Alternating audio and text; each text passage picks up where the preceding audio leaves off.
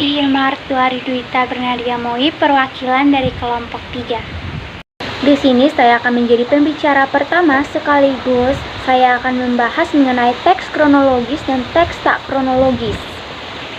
Teks kronologis memuat mengenai orientasi, peristiwa, dan sumber berita yang sangat akurat.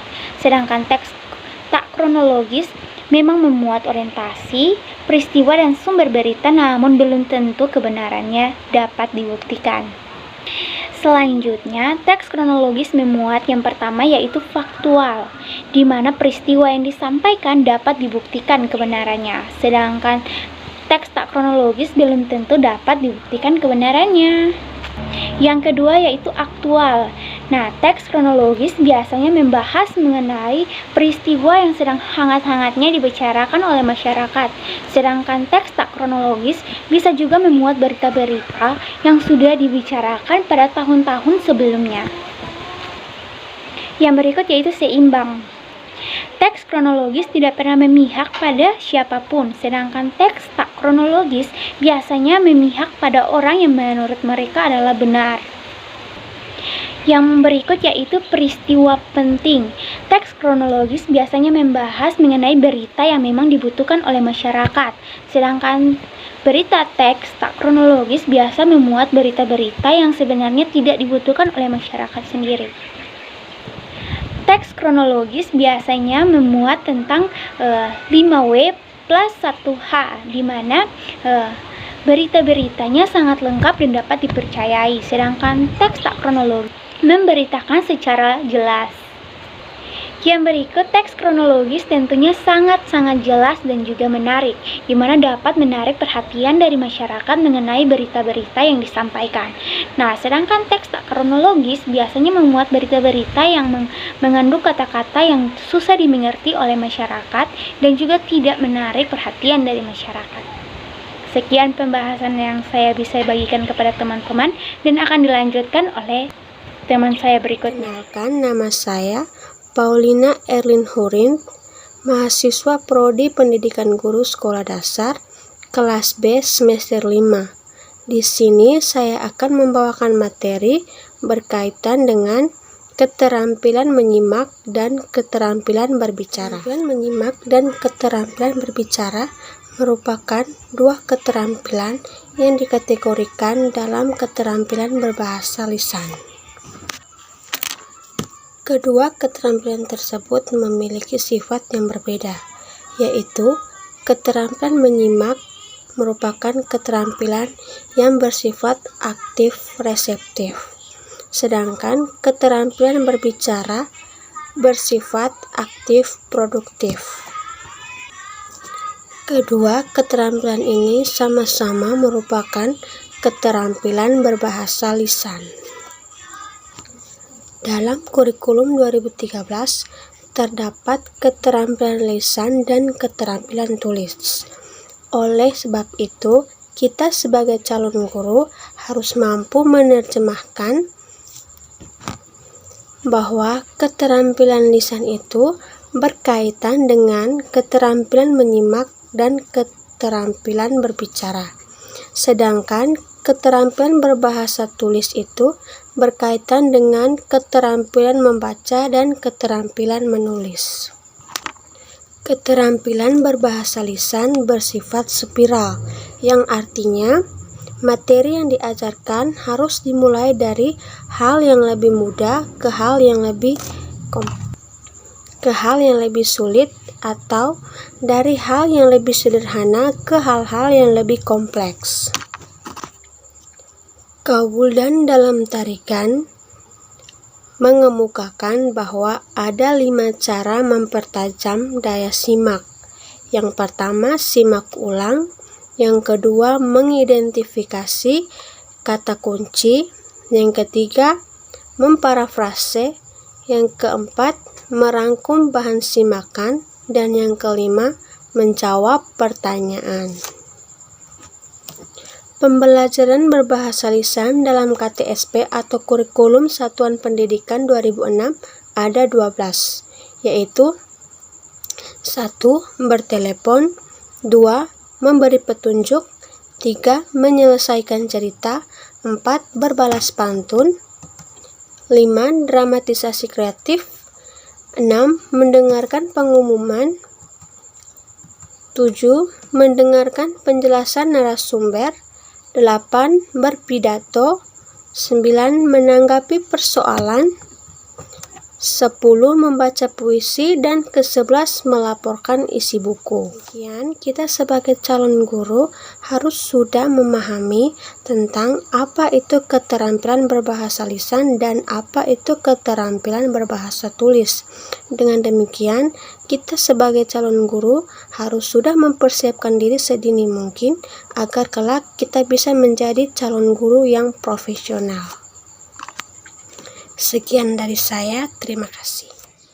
Perkenalkan, nama saya Maria Teresia Bari, saya kelas B semester 5. Di sini saya akan menjelaskan mengenai konsep menyimak. Jadi di sini menyimak adalah mendengar secara khusus dan terpusat pada objek yang disimak. Dari uraian tadi dapat disimpulkan bahwa hakikat menyimak adalah suatu rentanan proses, mulai dari proses mengidentifikasi bunyi, menyusun penafsiran, memanfaatkan hasil penafsiran, dan proses penyimpanan. Dalam menyimak sebuah informasi, tentunya kejelasan dan kelengkapan informasi tersebut sangat penting dan diperlukan oleh pendengar maupun penyimak. Maka dari itu, penting bagi kita untuk menyimak sebuah informasi itu dengan cara eksplisit, di mana cara ini informasi yang diberikan itu secara langsung sehingga isi dan makna dari informasi tersebut terkesan jelas. Sedangkan jika kita menyimak sebuah informasi dengan implisit, informasi yang diberikan itu secara tidak langsung sehingga terkesan tidak jelas. Dan perlu diketahui, jika kita menyimak sebuah informasi dengan implisit, informasi yang diberikan itu terkesan tersembunyi di balik kata-kata, sehingga pendengar maupun penyimak itu bertanya-tanya apa arti dari informasi tersebut. Baik, perkenalkan, nama saya Anastasia Benu. Saya di sini akan membahas tentang materi tentang pembicara lebih banyak menggunakan kata ganti daripada menggunakan kata benda secara lengkap, maka teks itu menjadi sulit dipahami. Nah, artinya bahwa bahasa merupakan sarana untuk menyampaikan informasi kepada khalayak atau publik. Jelas tidaknya informasi itu sangat ditentukan oleh benar tidaknya bahasa yang dipakai. Oleh karena itu, bahasa yang digunakan dalam berita adalah bahasa formal yang mudah dipahami sehingga masyarakat dengan mudah menanggapi masukan dan disampaikan oleh penulisan berita tersebut. Berikut ini adalah perincian atau bahasa yang sering digunakan oleh orang-orang. Yang pertama itu sederhana. Sederhana artinya selalu memiliki kata-kata atau kalimat yang mudah dimengerti oleh setiap orang atau sebagian orang. Sebagian orang. Yang kedua ada singkat, artinya langsung menuju kepada pokok masalah atau pembahasan. Bahasa jurnalistik diarahkan tidak boleh bertele-tele, tidak berputar-putar, dan tidak menyulitkan pembaca dalam memahami masukan yang akan disampaikan. Yang ketiga itu ada padat. Padat artinya bahwa bahasa jurnalistik harus serat informasi, artinya setiap kalimat dan paragraf itu membuat banyak informasi penting dan menarik serta layak untuk dikajikan pada pembaca. Yang keempat itu ada lugas, artinya teks tidak ambigu sekaligus menghindari penghalusan kata dan kalimat yang bisa dibingungkan pembaca, dan pembaca dapat memahami masuk yang ingin disampaikan oleh pihak tersebut atau dalam sebuah berita. Yang kelima itu jelas, artinya bahwa ini mudah dipahami atau ditanggapi oleh setiap masukan yang diberikan oleh orang. Nah, tidak baur atau dengan kata lain artinya jelas susunan kalimat sesuai dengan kaidah subjek, objek, dan lain-lain. Nah, mungkin demikian dari saya, akan dilanjutkan oleh teman saya. Nama saya Mira Anissa Tahik. Di sini saya perwakilan dari kelompok 3 akan melanjutkan materi dari teman saya. Di sini materi yang akan saya bawa yaitu dinamis. Di sini dinamis dapat diartikan sebagai dapat bergerak dan berpindah. Yang menunjukkan hubungan dinamis yaitu terjadinya kecelakaan di jalan. Faktor yang menyebabkan terjadinya kecelakaan di jalan yaitu pengemudi mengantuk dan diakibatkan karena jalan yang rusak. Maka kegiatan-kegiatan yang dapat disesuaikan dengan kemampuan anak yaitu yang pertama, anak-anak yang tergolong rendah kemampuannya setelah mendengar faktor penyebab dari terjadinya kecelakaan, mereka diberi tugas untuk boleh dapat mengerti dan menyimak dengan baik. Terima kasih. Baik, perkenalkan nama saya Blandina Agnes Sunan. Di sini saya akan melanjutkan pada bagian teks statis.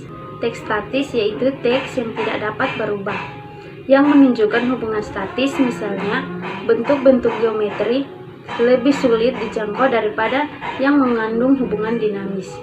Maka kegiatan-kegiatan yang perlu disesuaikan dengan kemampuan anak seperti yang pertama, anak-anak yang tergolong rendah kemampuannya setelah mendengarkan teks yang sama, maka mereka diberikan tugas-tugas untuk membuat ringkasan informasi yang disimak.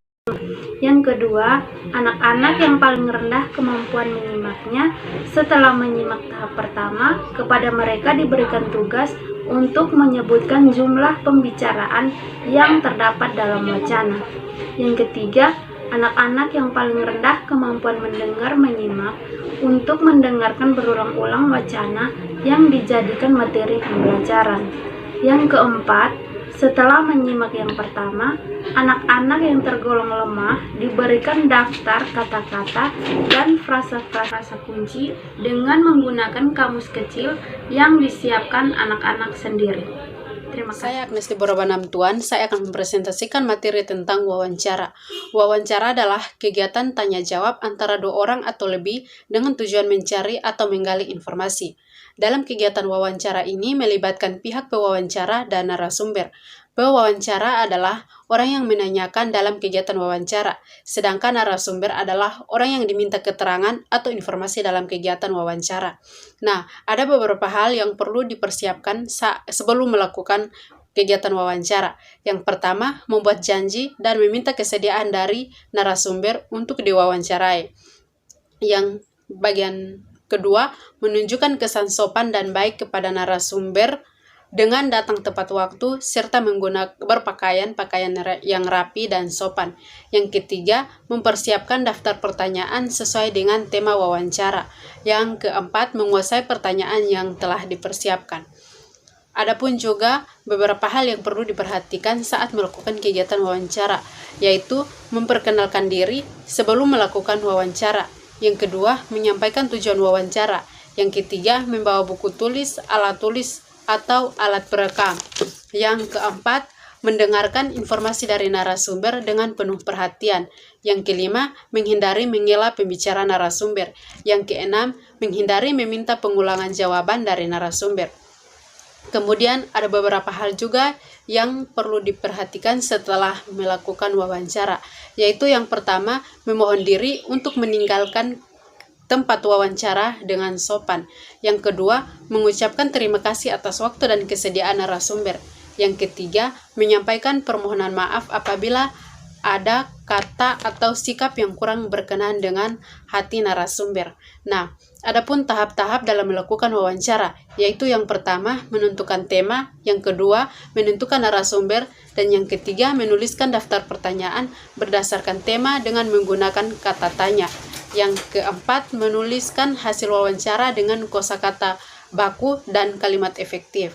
Nah, kosakata baku adalah kosakata yang baik dan benar sesuai dengan pedoman umum ejaan bahasa Indonesia.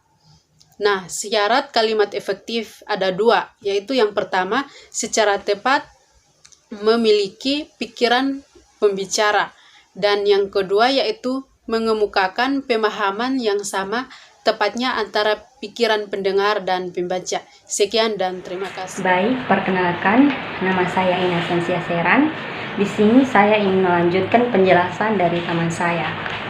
Nah, materi yang ingin saya bahas pada bagian ini adalah wawancara.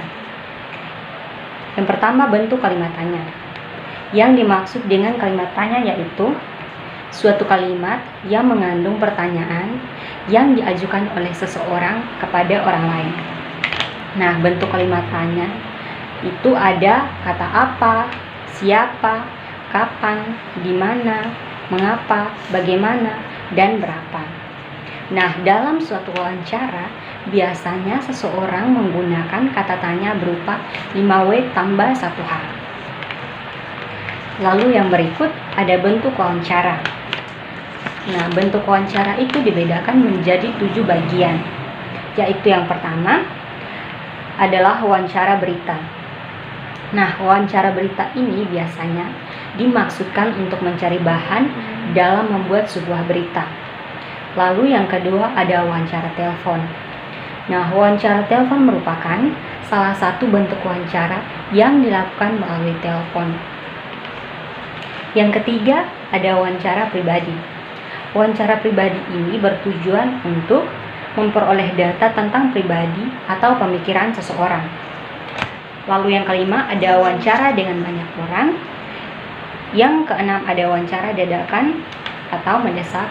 Dan yang ketujuh adalah wawancara kelompok, di mana sekelompok atau serombongan wartawan mewawancarai pejabat, seniman, olahragawan, dan lain-lain. Lalu kita masuk yang berikut, ada ciri-ciri wawancara. Nah, ciri-ciri wawancara itu yang pertama, yang dilakukan secara bertatap muka, baik itu secara langsung maupun melalui virtual. Lalu yang kedua, wawancara biasanya dilakukan untuk tujuan memperoleh data atau fakta. Lalu yang berikut, ada macam-macam bentuk wawancara. Nah, jadi macam-macam bentuk wawancara itu dibedakan menjadi 2, yaitu wawancara tidak terstruktur dan yang kedua adalah wawancara terstruktur. Nah, yang dimaksud dengan wawancara tidak terstruktur adalah wawancara yang dilakukan tanpa penentuan pertanyaan sebelumnya. Artinya bahwa pertanyaan yang diberikan itu dilakukan secara spontan. Lalu yang kedua ada wawancara terstruktur. Nah, wawancara terstruktur itu kebalikan dari wawancara tidak terstruktur, di mana wawancara terstruktur ini biasanya setiap pertanyaan yang diajukan dalam sebuah wawancara itu telah ditentukan sebelumnya. Yang berikut kita masuk pada tujuan wawancara. Nah, tujuan wawancara itu yang pertama, mendapatkan data atau fakta dari narasumber. Lalu yang kedua itu sebagai pelengkap terhadap teknik pengumpulan data seperti penelitian dan lain sebagainya. Lalu tujuan yang ketiga yaitu menguji hasil pengumpulan data. Nah, dalam wawancara itu ada kelebihan dan kekurangannya. Jadi kelebihan wawancara itu yang pertama, berguna untuk memperoleh informasi secara terperinci. Lalu yang kedua, memungkinkan pertanyaan yang lebih rinci untuk ditanyakan. Yang ketiga, biasanya wawancara itu mencapai tingkat respon yang tinggi. Lalu yang keempat, ambiguitas atau informasi yang berbeda-beda itu dapat diklarifikasi secara langsung dan jawaban yang tidak lengkap dapat ditindaklanjuti. Lalu kelebihan yang kelima, orang yang diwawancarai itu tidak terpengaruh oleh orang lain dalam sebuah kelompok. Yang terakhir ada kekurangan wawancara. Nah, kekurangan wawancara yang pertama itu bisa sangat memakan waktu. Lalu yang kedua, bisa adanya perbedaan informasi. Artinya bahwa pewawancara yang berbeda dapat memahami dan menuliskan wawancara dengan cara yang berbeda pula. Nah, sekian penjelasan dari kelompok kami. Semoga Semoga materi yang telah kami sampaikan dapat bermanfaat bagi kita semua. Terima kasih.